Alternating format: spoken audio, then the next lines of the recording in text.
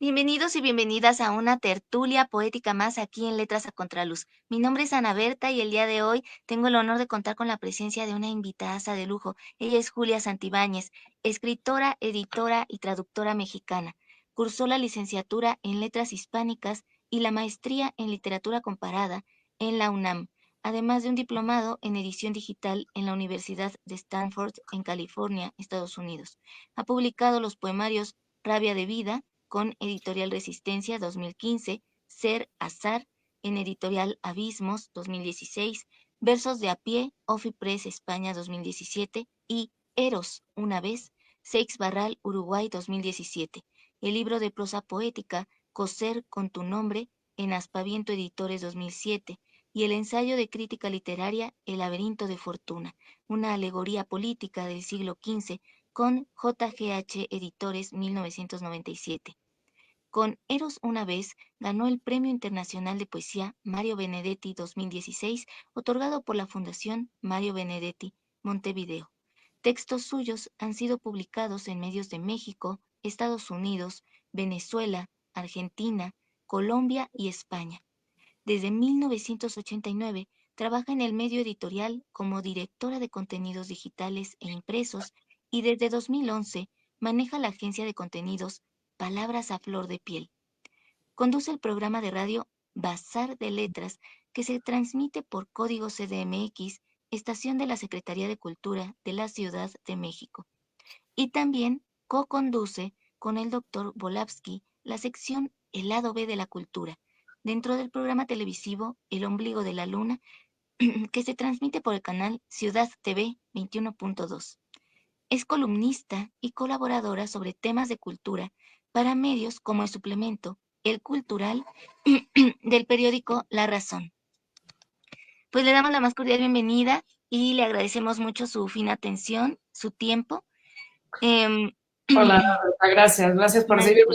Está un poquito antigua esa semblanza, no está actualizada, ya no conduzco el ombligo de la luna, eso terminó en 2018. Tampoco estoy conduciendo ya Bazar de Letras, ahora tengo una columna en el periódico La Razón cada 15 días y estoy como titular de la Dirección de Literatura y Fomento a la Lectura en la UNAM. Nada más para que la gente tenga como la versión más actual. Y bueno, los libros más recientes son Pulso Adherido, del que vamos a hablar hoy, y también El lado B, que está aquí, lo publicó Bonilla Artigas Editores el año pasado, y El lado B de la cultura, los volúmenes 1 y 2, que publicó Penguin Random House. Nada más para que hablemos del sí, presente. sí, claro que sí. Me gustaría que me permitiera compartir uno de sus poemas que aparece en Letralia, de donde Claro, tomé justamente la semblanza. sí, es que en Letralia ya tiene todos esos años. Oficio Ya. de poeta. Nada en esta isla tiene olor familiar. No reconozco el verano. Busco verbos para habitar su vastedad, adjetivos para este fruto, el río generoso, aquel atardecer. Digo casa y le nace otro sentido. Mañana y lo mismo. Tigre, Dios, nosotros, oleaje. El rojo aquí es más rojo. Se le han sumado anhelos. Estreno cada una de mis voces. Y me gustaría empezar con esto precisamente. En este oficio de poeta que no es nada sencillo y siempre es una búsqueda constante, una evolución en la voz, ¿qué valor y significado cobra para usted entonces la poesía, la literatura y a quiénes consideraría sus referentes literarios y poéticos? Bueno, a ver, la primera parte, la poesía es como mi aventura más extrema. Y puede sonar a una exageración, a que me estoy dando aires de algo, no, pero de verdad lo digo bien en serio. Tratar de combinar palabras de una manera no habitual que descubran algún costado de la realidad no demasiado visitado o, de ser posible, no visitado, suena muy fácil y suena como no pasa nada si fallas. Bueno, ya sé que no pasa nada, no es como un doctor que puede, si comete un error, pues se muere una persona. Aquí no, pero lo cierto es que sí va mi salud mental en juego.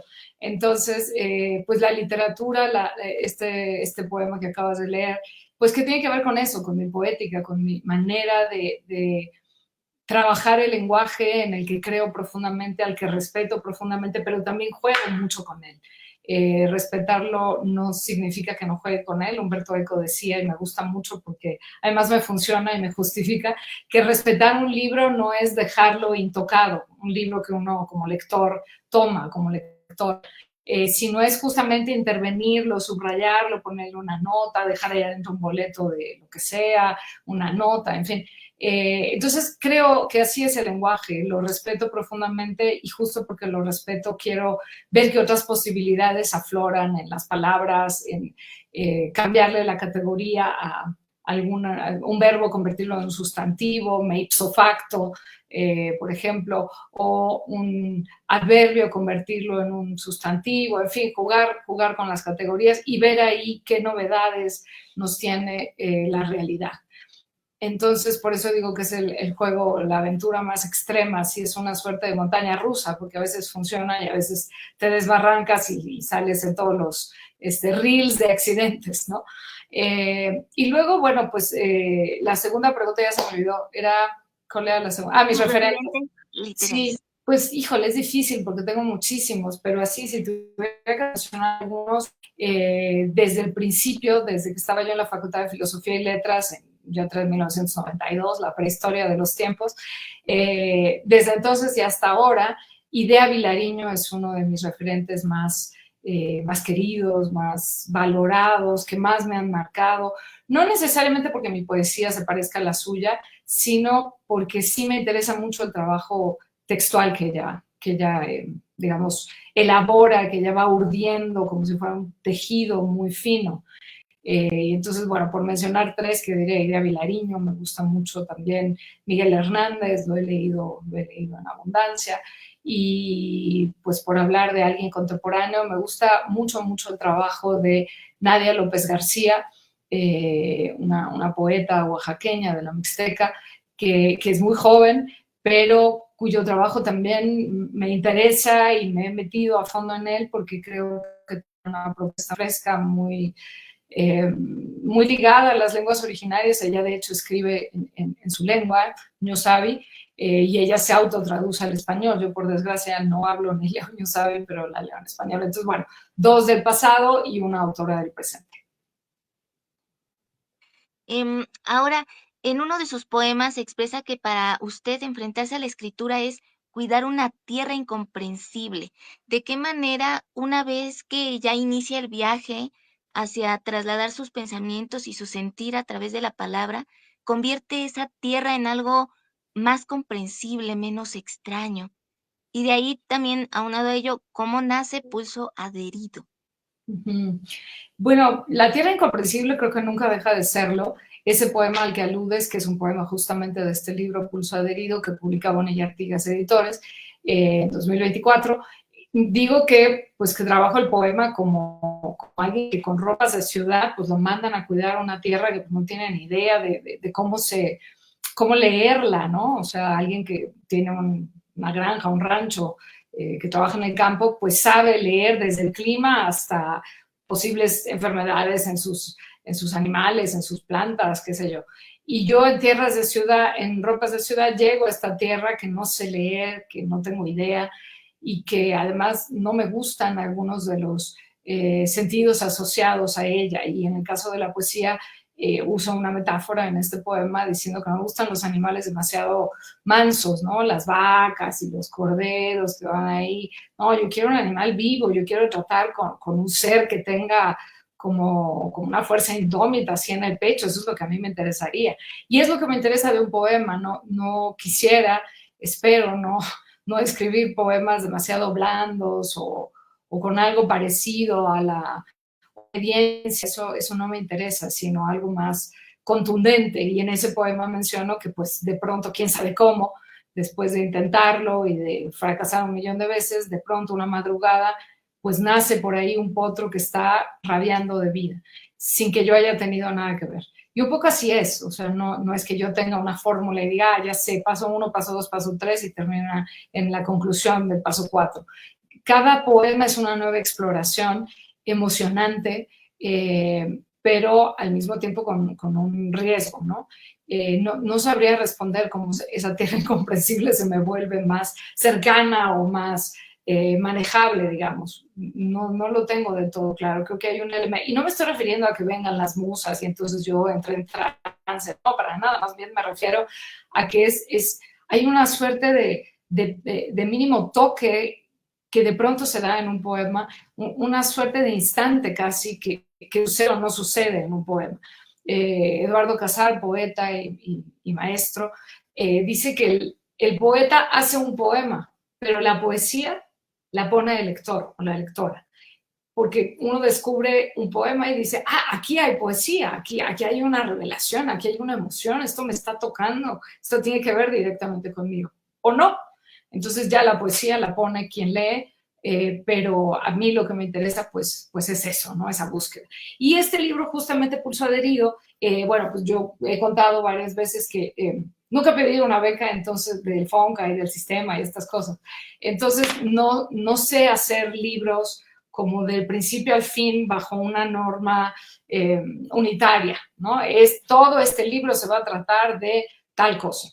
Me gustaría poder hacerlo, me resultaría interesante, pero no puedo, ¿no? Como nunca lo he intentado y tampoco ha sido, digamos, una obligación que me haya impuesto, pues no lo sé hacer así. Entonces, más bien voy escribiendo poemas sueltos y de pronto un día digo, creo que hay un libro y empiezo a experimentar, a buscar orden. En este caso, el libro tiene 3 secciones, una que tiene más que ver con la naturaleza, con la fuerza de la naturaleza, que es algo que me interesa mucho. Otra que titulé de hados de algún hada, los hados como el destino, como lo que uno no puede esquivar por más que quiera, y que pues por supuesto alude en muchos casos a la muerte, a los dolores que se hincan en la costilla, y otro que se llama verso tras verso, donde está el poema al que tú estabas aludiendo, que tiene que ver con la poesía, justamente. Los poetas somos seres extraños porque nos gusta hablar de lo que hacemos.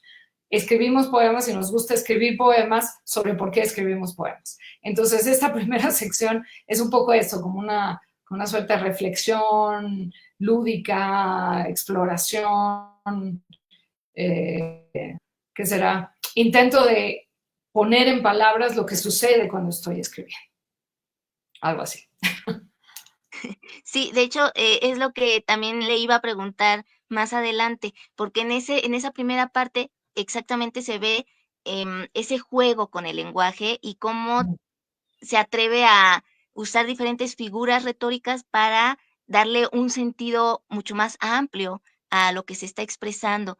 Y en ese sentido me gustaría que nos hablara un poco de por qué decide hacer uso a veces también de la ironía, como en anuncios clasificados, Ujú. y ya nos comentaba un poco al inicio este juego con el lenguaje, pero ¿qué más pretende a través de la poesía que, que se haga con el lenguaje? ¿Qué está sugiriéndole al lector para que también él no solo se quede como un ente pasivo, sino que también sea un agente reflexivo y activo con respecto al lenguaje que también usa en la cotidianidad y el que es más, eh, menos coloquial y más culto, con que se Ujú. rompan esas estructuras que se busca?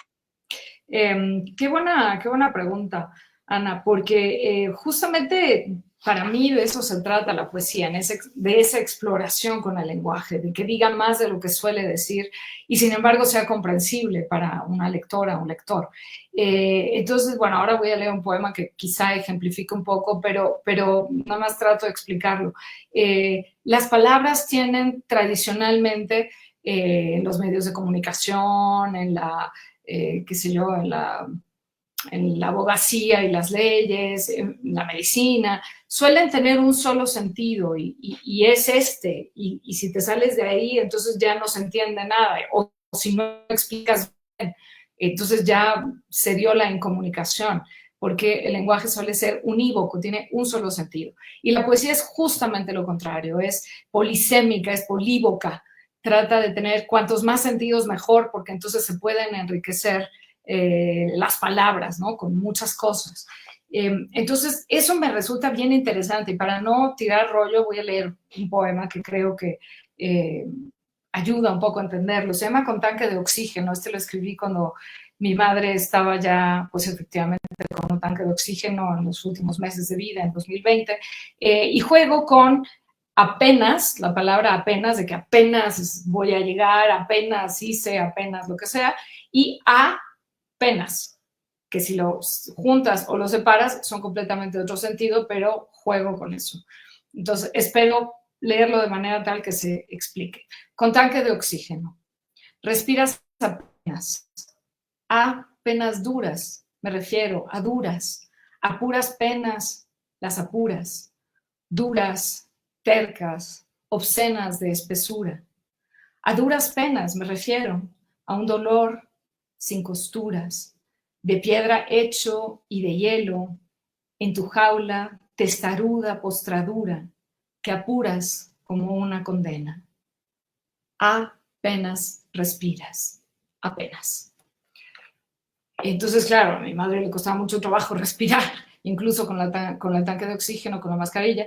Y entonces, bueno, pues juego con él.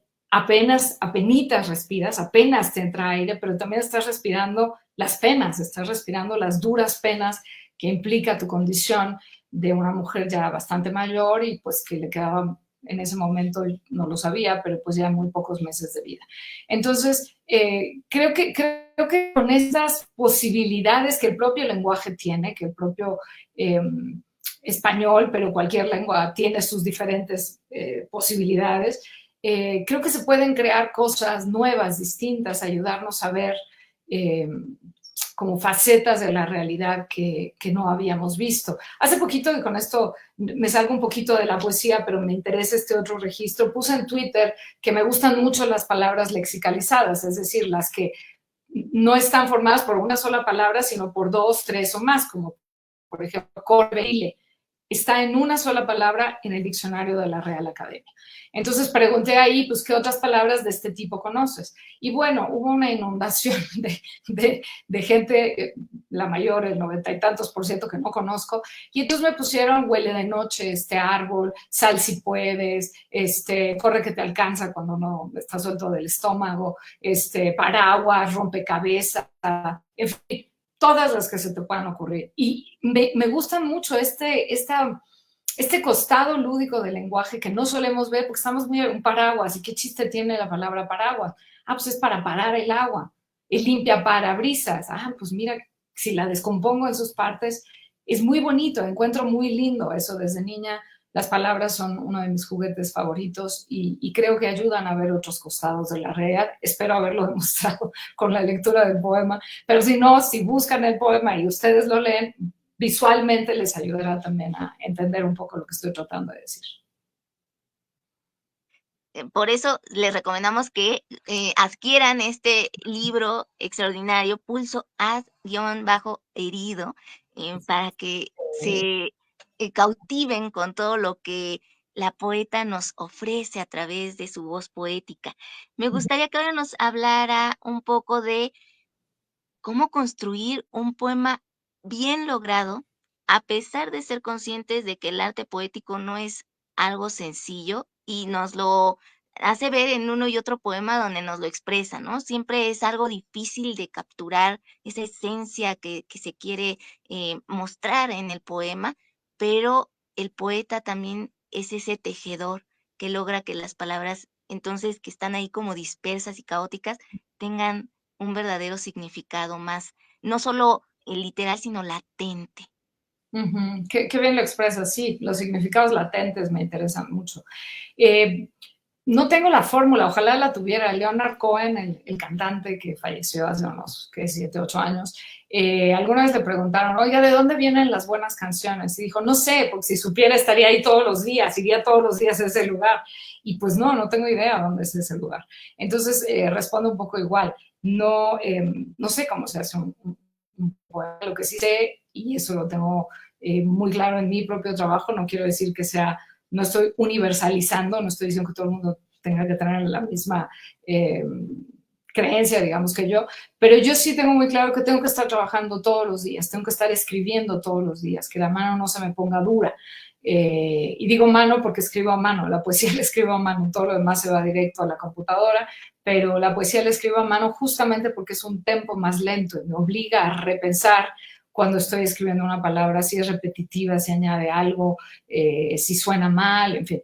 Entonces, lo que sí sé es eso, que me gusta darme el tiempo y para mí es muy valioso el tiempo de escribir poesía porque pues todos, todas vivimos en el acelere. Yo soy una persona muy, muy, muy acelerada, o sea, todo el tiempo mi cabeza está girando a 24.000 revoluciones por segundo, no necesariamente bien, no quiero decir que bien, solo que es mi ritmo, digamos. Entonces, para mí la poesía y el yoga, que es una disciplina que también me parece que tiene puntos de contacto, la escritura de poesía y el yoga son como mis maneras de bajar el ritmo. A fuerza tengo que bajar el ritmo, no puedo escribir un poema deprisa, porque entonces absolutamente no va a quedar. Pero todo parte de un profundo amor por la poesía, por la sonoridad, por las posibilidades metafóricas que tiene un poema y la cadera clara de la costa, escribe Neruda en un poema, y es con el que Elena Beristain explica qué cosa es una metáfora, si no mal recuerdo. Digo, el verso de Neruda es real, lo que estoy dudando ya es si lo pone Elena Beristain para explicar una metáfora, pero creo que sí. Y uno dice, ¿cómo? La cadera clara de la costa, ¿cómo? Las costas no tienen caderas. Y de pronto dices, bueno, pues pudiera ser como la cadera de una mujer. Bueno, ok. Entonces, ese momento, ese instante de conectar una costa con una cadera femenina es una metáfora bellísima, que funciona, que tiene riqueza, que aporta otros sentidos, porque ambas son cálidas, porque una se puede tocar y la otra hay que más bien recorrer la piel, en fin.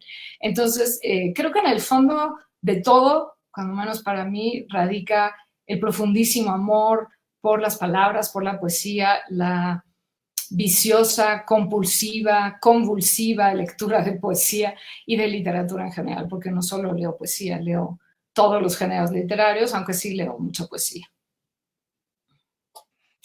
En este libro también menciona a distintos autores como Yolanda Segura, Mario Lebrero, José Emilio Pacheco, em, José Juan Tablada también aparece de cierta manera. Uh -huh. Y ya yéndonos hacia ese punto, me gustaría que nos pudiera compartir por qué retomar el haiku en este libro. Ahorita nos hablaba también de los instantes y justamente es ese instante de iluminación en un haiku lo que hace que una experiencia que está en la mera contemplación se traslade a algo más simbólico, sin que se pierda el sentido de lo sencillo en el lenguaje. ¿Por qué retomar entonces el haiku desde tu poesía, desde su poesía? Porque justo me parece que todos los géneros están ahí para ser usados. ¿Por qué no? Más bien mi pregunta sería, ¿por qué no? Tengo, hace 2018 publiqué una plaqueta de sonetos que se llama Sonetos y son 15, y efectivamente son 15 sonetos. Y mucho me preguntaba, ¿pero por qué escribir sonetos? Una forma que nació en el siglo XI, que ya pasó de moda. Y yo digo, no, pero ¿por qué va a pasar de moda? Es como el lápiz no ha pasado de moda desde que no sé hace cuántos siglos se inventó, o tal vez no tantos siglos, pero el tenedor, ese sí tiene muchísimos siglos, creo que viene desde la época de, no sé, las cavernas. Y pues no va a desaparecer porque es funcional. Creo que las formas poéticas son funcionales y se pueden utilizar para decir lo que hoy nos interesa decir, sin que tengan que ser anticuadas, aburridas, sino, digamos, haciendo una suerte de ajuste a nuestros tiempos. Voy a leer, son 3 haiku, por lo cual son 9 líneas en total, para un poco dar también la idea de los haiku. Por cierto, el libro está a la venta en Bonilla Artigas Editores, que la librería está en Miguel Ángel de Quevedo 477, a una cuadra de García López, la funeraria, y a otra cuadra de la comercial mexicana que está ahí en Miguel Ángel de Quevedo. Bueno, este haiku, el primero se llama En el mar, y estoy haciendo un parangón entre la estrella de mar, la estrella que está en la arena, y las estrellas del cielo.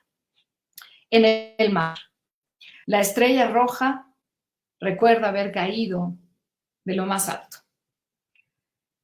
El segundo se llama Tromba, y pues juego con la a veces apariencia de piedra que tienen las nubes antes o durante una tormenta. Tromba. Nubes de piedra comienzan a astillarse de un agua antigua. Y el tercero, pues es más juguetón, se llama ay, como de una interjección, ay, por lo que sucede. La lupa acerco para verte, florcita, rayo de sol. Si con una lupa pescas un rayo de sol, lo que vas a hacer es quemar a la flor. O lo que esté ahí abajo, puede ser una hoja de papel, lo que sea. Entonces, bueno, pues es un juego. Y bueno, eso, ¿por qué retomar el haiku? Pues, ¿por qué no? Porque sigue siendo bello, es una forma hermosa que llega a nuestros días. Y no soy la única, vemos varios y varias escribiendo haiku el día de hoy. Es divertido, además, porque tiene que seguir una estructura, 5, 7, 5 sílabas. Normalmente tratan de la naturaleza y de un momento de asombro que nos da la naturaleza. Y bueno, en los 3 casos, pues traté de cumplir con esos requisitos. Ahora, por otro lado, ¿cuáles serían las 3 figuras retóricas que son más de su predilección y por qué? Uh-huh. Bueno, la metáfora es como ya decía, acercar 2 cosas que no tienen nada que ver una con la otra, como estas nubes de piedra que acabo de leer. Pues las nubes no están hechas de piedra, es un sinsentido, alguien me dirá, ay, qué bobería. Bueno, ya sé que no están hechas de piedra, pero a veces parecen tener una textura pétrea, ¿no? Parecieran. Entonces, bueno, la metáfora me gusta muchísimo acercar una cosa a la otra y ver que puedo notar de nuevo ahí el ejemplo que ponía de Neruda y la cadera clara de la costa. En fin, hay un millón de metáforas estupendas. Esa creo que es sin duda de mis favoritas y está en absolutamente toda mi poesía. Me gusta también la aliteración, que es la repetición de un sonido, pero con intenciones poéticas. O sea, no es repetir la S porque se me pega la gana, nada más que haya sonidos de S, sino si es, por ejemplo, un poema erótico, pues entonces, bueno, tiene un sentido, porque entonces parece estar remedando el silbido, las respiraciones, el aliento, en fin, tiene como una intención más que se refiere a, ahorita voy a leer un poema, si te parece, Sí, que creo que lo ilustra. estaba justo el de Como si fueras ciego, que es Ajá. también un poema erótico. Ok, sí, es un poema erótico, perfecto, leo ese. Y entonces decía la aliteración, la metáfora, y me gusta mucho la sinécdoque, que es cuando descolocas, a ver cómo lo explico, un adjetivo en vez de la mujer blanca mira a la ventana, la mujer mira a la ventana blanca. Y no estoy poniendo un mal ejemplo, déjame pensar en alguno que puede ser Como más. el hiperbatón. No, el hiperbatón No, es como invertir el orden voltean, lógico de invertir, no. una oración, que eso lo hacían mucho Tomar los la parte por el todo. barrocos. No, eso tampoco. No, la sinécdoque es como Ivan Obscuris, es que es un verso en latín, entonces no voy a decir un verso en latín para poner el ejemplo. Ay, sí, estaría padrísimo. No, porque va a sonar muy sangrón. Estoy No, tratando de pensar un ejemplo así en español cotidiano, sí. pero es descolocar el adjetivo que le corresponde a un sustantivo. A ver, la mujer, a ver, voy a tratar de seguir con el primero que traté de poner, la mujer blanca está mirando la noche. Esa sería la frase normal, digamos. La mujer está mirando la noche blanca. Entonces, el adjetivo que le correspondía a mujer lo estoy descolocando y se lo estoy poniendo a otro sustantivo que no le corresponde y de pronto algo pasa ahí. No, seguramente no lo expliqué bien, pero en fin, esa es una figura retórica que me interesa mucho y que está bastante presente en mi poesía. Pero bueno, leamos este Sí, poema por que favor. se llama Como si fueras ciego. Mírame como lo haría quien no ve, como descifraría al gato, una flor garbosa, aquel espejo, la lumbre en la estufa, el estirado grito de la espina. Mira con la escucha de las yemas que espesa la raíz de lo observado, a ritmo perezoso, a mérito entiempado. Mírame, hormiguea para saber la temperatura en mi clavícula. Labra la rodilla de mi brazo, Al nudo cántale, al bien hecho del ombligo, apriétalo entre dientes, mira como si pudieras leerlo, mi bello, mi impúdico, sopesa el olor de lo que tocas, como si lo arrullaras, como contándole, ¿qué ves? Mírame, perdón que insista, como si fueras ciego. Bueno, pues ahí hay varias de estas que acabo de decir, Sí, estas sí, sí. figuras. Y también añadiría, el calambur, precisamente en el de con Sí, tanque de oxígeno, allí está ujú, presente el calambur. sí, Em, ahora yéndonos a esta parte del erotismo, ¿por qué es importante abordar desde la poesía el tema de la violencia por un lado y del erotismo por el otro? bueno, en este libro hay bastante presencia sobre todo, de violencia de género. Está ahí muy presente, pues porque lo estamos viviendo todos los días. Yo soy mujer, hija de una mujer, mamá de una mujer, mi hermana falleció hace unos pocos años, pues tengo amigas, tengo sobrinas, en fin, estoy rodeada de mujeres, pues igual que todas nosotras. Y los medios no dejan de recordarnos pues la situación de absoluta vulnerabilidad en la que estamos y a veces diría ni siquiera necesitamos que nos lo recuerden porque lo vivimos en carne propia. ¿Cuántas veces no salí una de noche con amigas o lo que sea, vuelve a casa y vienes con miedo, vienes con temor de que te vaya a pasar algo, en fin. Entonces, sí hay mucha presencia de esta situación que estamos viviendo en México y en el mundo, y creo que es importante porque hay que visibilizarlo, hay que hablarlo, hay que exponerlo, hay que tomar conciencia nosotras mismas y, por supuesto, también los hombres, que no es normal, que no está bien. Hace poco vi en Twitter un meme que me hizo mucho clic. Una señora bastante mayor, de 90 años, 80 y tantos, lo que sea, que dice, no estamos pidiendo venganza, agradézcanlo. Solo estamos pidiendo igualdad, no estamos pidiendo vengarnos de todos los siglos que las mujeres han sido quemadas, asesinadas, golpeadas, tullidas, en fin. Y de ahí, pues, hacia violencias menos evidentes, pero igualmente lacerantes, violencia verbal, violencia psicológica, en fin. Entonces, pues sí, pareciera que, ay, qué escándalo hacen estas señoras, qué escandalosas, porque siguen insistiendo y ahora que viene el 8 de marzo, ya estamos hartos. Bueno, pues sí, nada más que llevamos muchos siglos de estar viviendo esta desigualdad brutal y esta violencia que en vez de disminuir, pues aumenta. Entonces creo que es muy importante hablar de ella, tratar de entender sus muchas facetas. Rita Segato, la feminista argentina, dice que y coincido, por eso la cito, que el feminismo no busca el bienestar solo de las mujeres, sino de toda la humanidad. A los hombres les hace mucho daño el patriarcado, porque los limita de exponer sus sentimientos, porque los obliga a ir a la guerra o a, digamos, preferir la violencia por sobre cualquier manera de diálogo, los obliga a ser proveedores y fuertes y los máximos de lo que sea, de un deporte, pues no pasa nada si no son el proveedor, en fin, creo que a ambos costados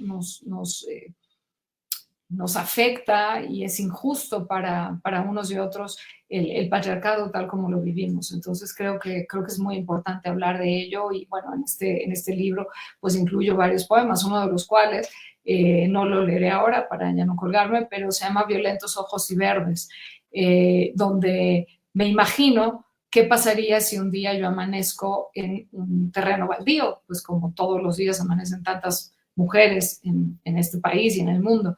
Y entonces juego con eso, ¿no? Bueno, juego, no es un poema lúdico, pero sí es un juego del color de mis ojos, que es verde, con algo verde que se está pudriendo porque está echado ahí en el terreno baldío y le está creciendo musgo y demás, y qué es lo que está pasando con un cuerpo que no puede ya hablar, que está enmudecido porque pues fue asesinado, ¿no?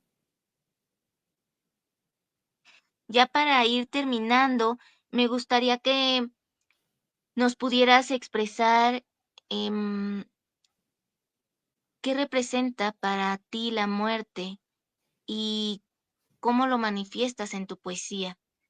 Viene un poema que justamente toma el título del libro, Pulso Adherido, y no Ujú. sé si nos lo pudieras compartir, aunque sea eh, Sí, claro. brevemente. Primero respondo, bueno, en este libro está muy presente la muerte porque, pues mientras escribía estos poemas, pues me tocó enfrentar la muerte de las últimas tres personas de mi familia nuclear, de mi familia de origen, o sea, tengo más familia, pero de mi familia, de mi primera infancia, digamos, ¿no? En 2019 murió mi hermano de un infarto, en 2020 murió mi madre, pues por edad, porque en realidad no tenía ninguna enfermedad, simplemente pues ya empezó a fallarle todo, y en 2023 murió mi hermana. Entonces fueron tres muertes, 19, 20 y 23. Entonces, claro, la muerte está muy presente aquí, pues porque estaba viviendo, sigo viviendo todavía el duelo por triplicado, más la muerte de mi padre hace muchos, muchos años, cuando yo era bastante joven. Entonces, este poema, Pulso Adherido, del cual toma el título del libro, lo escribo cuando ya murió mi hermano en el 19 y mi mamá de 88 años en ese momento, pues no podía procesar que su hijo se hubiera muerto. Y pues sí, uno nunca está preparado para morirse antes que sus hijos o que su hijo. Entonces, bueno, de ahí viene este poema que le da, efectivamente, como señalas, título al libro. Pulso adherido. A esta anciana se le murió un Fernando hace 3 meses. No cabe explicárselo a la mesa, ni a las dos lámparas que amacan ausencia. Quiere platicarlo, a ver si puede entender el esqueleto remontado en su espalda desde entonces. Se me murió mi hijo. Así repite y le parece violentísimo de no creerse que en esas letras vivan tantas jerarquías de nunca. El resto de sus hijos tampoco sabemos decirlo, pero estamos a mitad de la vida y es más fácil defenderse. Se mira los dedos vacantes de 88 años de edad. Le tiembla la mandíbula. Se los queda mirando como si llevaran un pulso adherido. Efectivamente, estoy jugando con adherido de algo que está pegado. Yo siento que yo llevo los pulsos de ellos tres más el de mi papá, pues en mi piel, en mis venas, en mi cuerpo, van conmigo, pues. No es que se murieron y ya quién sabe dónde quedaron, van conmigo y me acompañan, entonces los llevo pegados, ¿no? Mi mamá lleva en este poema a mi hermano pegado, lo lleva remontado como un esqueleto en su espalda, pero al mismo tiempo pues es un pulso herido, tanto el de mi hermano fallecido como el de ella, porque él se murió. Entonces, bueno, pues la muerte es eso, creo, es una de las muchas posibilidades de leer la muerte, como pulsos adheridos de los que se fueron y nos dejaron también a nosotros el pulso herido. Creo que es una manera de explicarlo. Sí, muchísimas gracias, poeta Julia. Y bueno, el tiempo se nos va volando. Sé que ya me pasé 5 minutos, pero era Okay, importante que nos leyera este poema, por gracias. lo que representa también, yo creo que para todos, precisamente esas ausencias, todos hemos vivido en algún momento dado esas pérdidas que jamás, no, uno trata de sobrellevarlo, pero nunca se recupera del todo, yo siento. Y creo Ujú. que la poesía es una forma de precisamente ir hacia ese dolor, tocarlo y ayudarnos un poco más a ir viviendo ese proceso de duelo.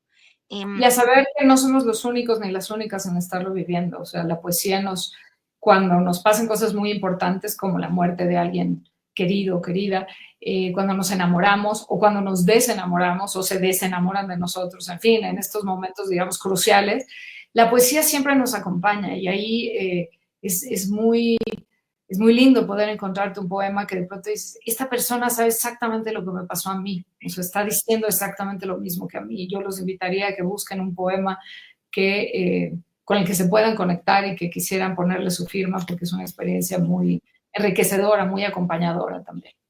exacto, sí, sí, sí. Y justamente ha sido el cierre perfecto, y me gustaría que nos pudiera hablar rápidamente sus redes sociales, próximos eventos, donde nuevamente conseguir el libro y Ujú. agradecerle. No, al contrario, muchas gracias, Ana. Bueno, mis redes sociales, estoy en Facebook y en Instagram con mi nombre, Julia Santibáñez. No es cierto, en Facebook nada más. Y en Twitter y en Instagram estoy como J Santibanes, no, la ñ no la acepta, ya ven que son gringos. Entonces J Santibanes 00, número 00. Y ahora estoy incursionando en Threads, así que estoy igual con el mismo nombre, J Santibanes 00.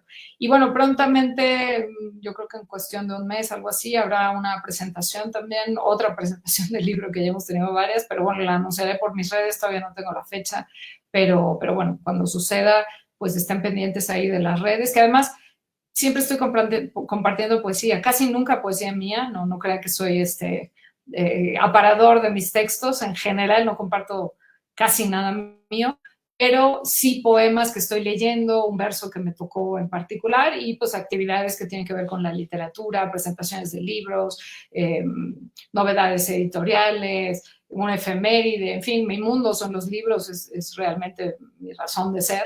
Entonces, bueno, si se acercan a mis redes, por ahí tendrán mucha información y citas que quizá en una de esas les vienen bien. Y muchas gracias por invitarme a Letras a Contraluz, Ana Berta. No, al contrario, infinitas gracias y también a quienes vieron este video en vivo, a quienes lo vean en diferido, por su atención, por su tiempo, que siga viviendo la poesía en nuestros corazones. Ya también Sí, en marzo se viene el Día Mundial de la Poesía, entonces prepárense porque va a estar, yo creo, repleto de poesía por todos lados. sí, Anímense a seguir escuchando a más y más poetas y por supuesto a revisitar y visitar una y otra vez em, la obra de la poeta Julia Santibáñez y sobre todo su libro Pulso Adherido. Bueno, todos sus libros, pero este del que hoy nos estuvo hablando, sin duda alguna no se van a arrepentir. Es de una belleza impresionante y desde el principio hasta el fin uno se queda repensando y reflexionando sobre la existencia, sobre la finitud, sobre el tiempo, porque también eso nos faltó hablarlo, pero también está muy presente el sí, tiempo. Eh, así es. Muchísimas gracias, un abrazo y feliz inicio de mes para todas y todos. Gracias, Bendiciones. gracias a todas y a todos. Bye, gracias por invitarme. Gracias.